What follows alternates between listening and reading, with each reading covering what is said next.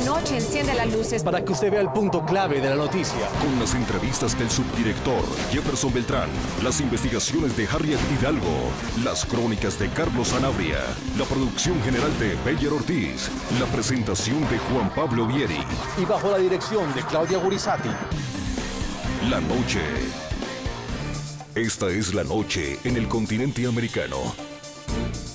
Cuando amanece en Europa y cae la tarde en Asia. Así cae la noche en el continente americano y transcurre la mañana y la tarde en el resto del mundo. La noche bajo la dirección de Claudia Gurizati.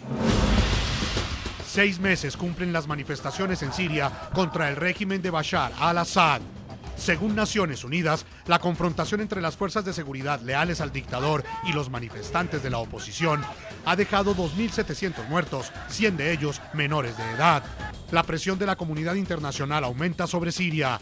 Rusia y 4 países de la Unión Europea presentaron ante el Consejo de Seguridad proyectos de resolución para condenar la violenta represión del régimen de al-Assad.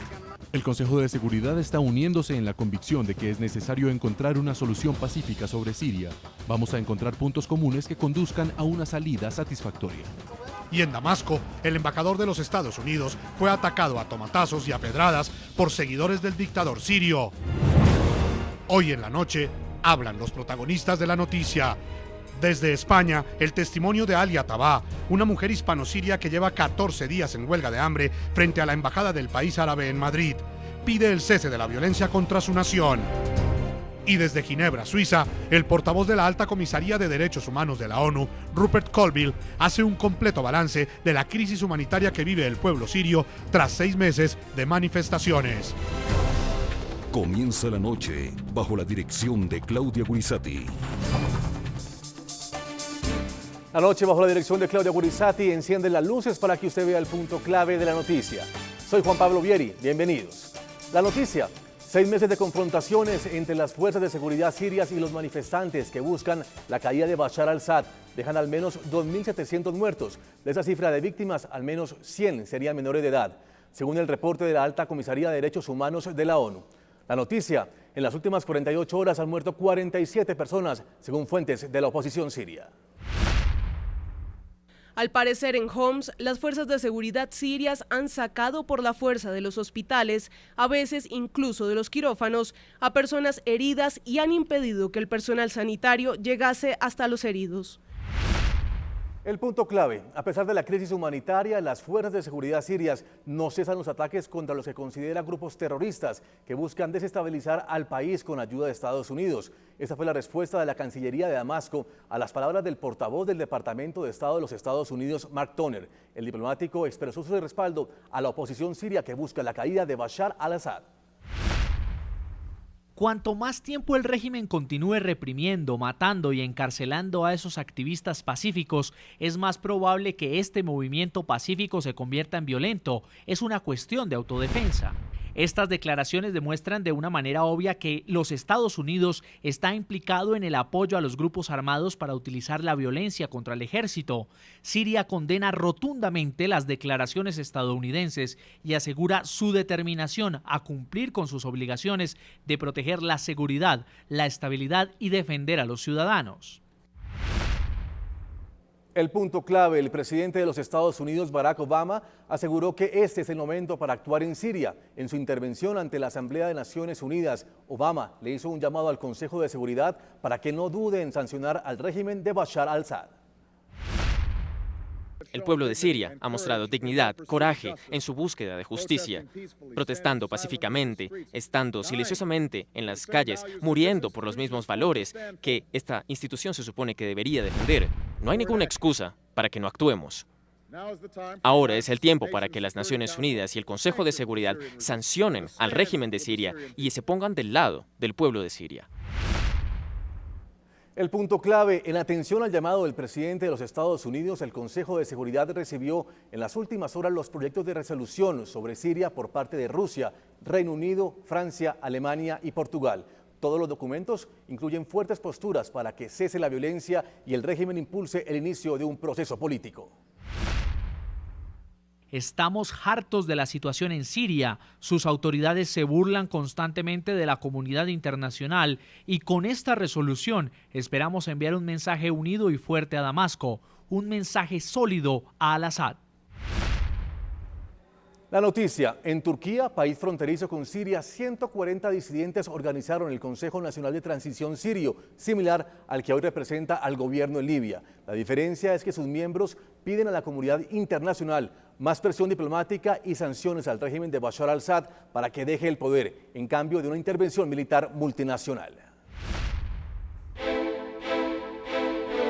15 de septiembre de 2011, en Estambul, Turquía, representantes de la oposición siria aseguraron que 140 personas formarán el Consejo Nacional de ese país, encargado de dirigir la revuelta contra el régimen de Bashar al-Assad y establecer un gobierno interino en caso de ser derrocado.